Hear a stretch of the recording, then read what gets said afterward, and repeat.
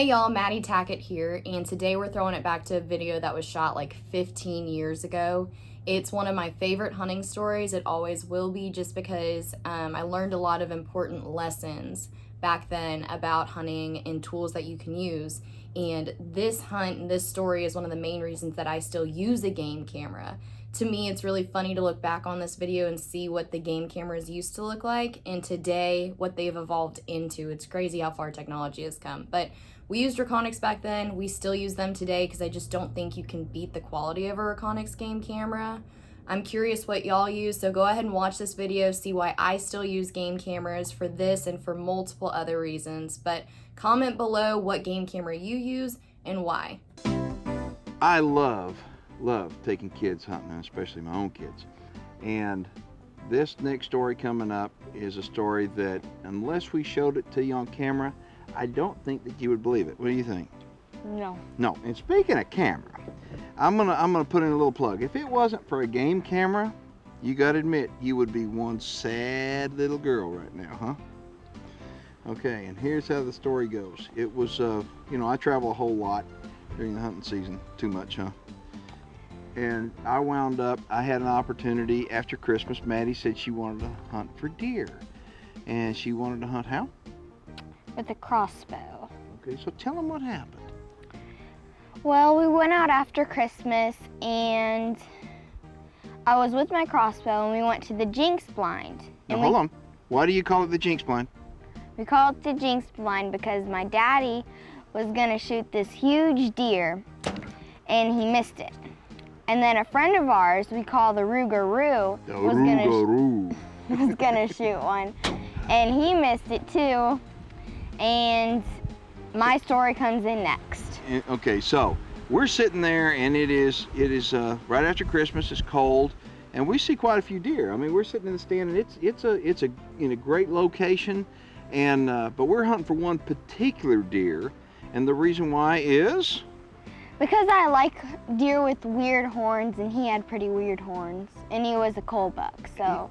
Yeah, we want to get him out of the herd. He's genetically inferior, but he's a great deer. So Maddie wants to hunt him with a crossbow. So we sit up there with a crossbow, and we sat. How many times did we sit out? About 2 seasons. About 2 seasons. It was a long, long time. And my toes were numb every time. It was cold, and so people that think that we go out there and just whack them and stack them, sometimes we don't do that, huh? I've been shooting a crossbow for years, and I've gotten pretty used to it, but it's really heavy for me, so I have these special shooting sticks. I use them all the time. So if you look at the video of me, I'm probably always shooting the same crossbow with the same shooting sticks. And all of a sudden, this buck comes out. My deer was really pretty. He had a lot of points, and he was kind of wide because his horn was all crooked. And I like weird deer like that, but his left horn was crooked and all wiggly, and then the other one was normal. And I take a shot at him, and I hit him. And I got all excited, and I thought I got him, and that he was dead, but he wasn't. He actually ducked, and the arrow went in too high. And the arrow went all the way through the animal, right in over the vitals, in and out the other side. And then tell him the rest of the story. We kept looking for blood, and my daddy told me he thought he wasn't hurt, but I thought the buzzards had gotten him or something. My daddy is a nut about these cameras. Can you hand me one of those, Daddy? He loves these. He puts them at every blind, and they take a lot of pictures. And if it wasn't for this, I would be really sad. We looked at him, and if you put him really fast, then it's almost like a video. And he wasn't even limping. He was fine. So we went to that blind in the next few days, and we saw him. I got another shot at him, and I missed him. I was so excited. I was so mad. But the good news is, thanks to the camera, we know the deer's alive, okay? And we know that we can still hunt for him. If Maddie would have shot that deer with a gun in the exact same spot, there's no way that deer would have lived, but the cameras prove it. That deer is still alive. We're still hunting him, huh? Every season. We're hunting him. He's still out here. It's just a matter of getting lucky. So what's that blind called now? The jinx blind. Who's gonna break the jinx? I think I will. No, No, I will. No, I think I will.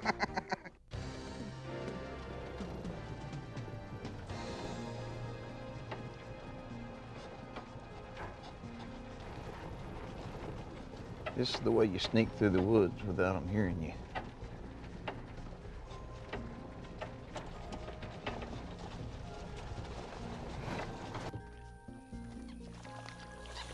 Look at all the frogs. I think that's pretty doggone cool. You know, about 2 years ago, it stopped raining in Texas.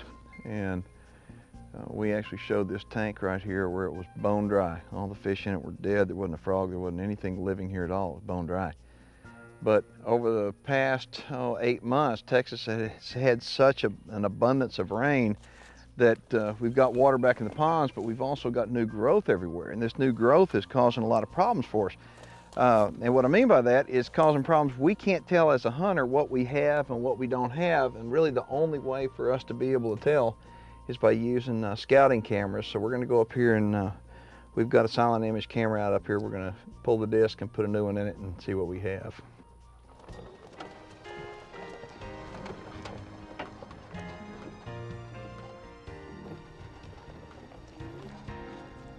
Over the course of a year, I'm gonna probably take out here somewhere in the neighborhood of, I don't know, 50 to 100,000 pictures with these cameras.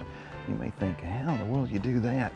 Well, you gotta use a camera that has got all the right functions on it, but literally I'll take 50 to 100,000 pictures and we're taking these on little flashcards. So you turn it off, you pull the disc out, and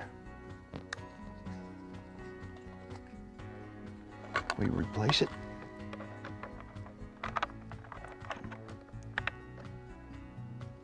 Turn it on, and now it's activated. Now the last thing I want to do before leaving, I get asked all the time by people, you know, I put out a game camera in an area where I know the deer are and I don't get any pictures. What happens? Well, a lot of times because you come up here, you walk up without rubber boots or whatever, you get your human scent around there and you contaminate it, or you get your human scent on the camera itself. So I'll come back through and I will spray the camera down with scent killer to eliminate my scent. But don't ever forget, if you're doing this, take a paper towel or napkin, something, and clean your lenses off. Okay, that will keep your camera taking good pictures, lots of them, and keep the animals from smelling them. Now we're gonna go to the house and see what we got. Ooh, got a bunch of pictures. We're gonna view, we're gonna stick it on thumbnails, and it'll give us a real quick kind of glimpse of what we've got. Oh, let's see, that looks like a pretty good deer right there. Over here, click on it. Yep, look at that deer. That's a nice one. Now that's the kind of deer that we're looking to take. It's at least 3.5 years old. It's an 8-point. He's slick. He doesn't show any signs of having anything else. And that's what I'm talking about as far as these cameras give us a good idea of what we've got. It will take a picture. It's almost near video. It's incredible. It's like an animated movie when you start watching it. And these cameras are extremely energy efficient. In other words, the one that I'm using takes 40,000 shots with one set of batteries. That deer right there, we're gonna, ooh, that's another nice one right there. We gotta target him. Look at him. Now that's a different buck. See, you got one here, okay.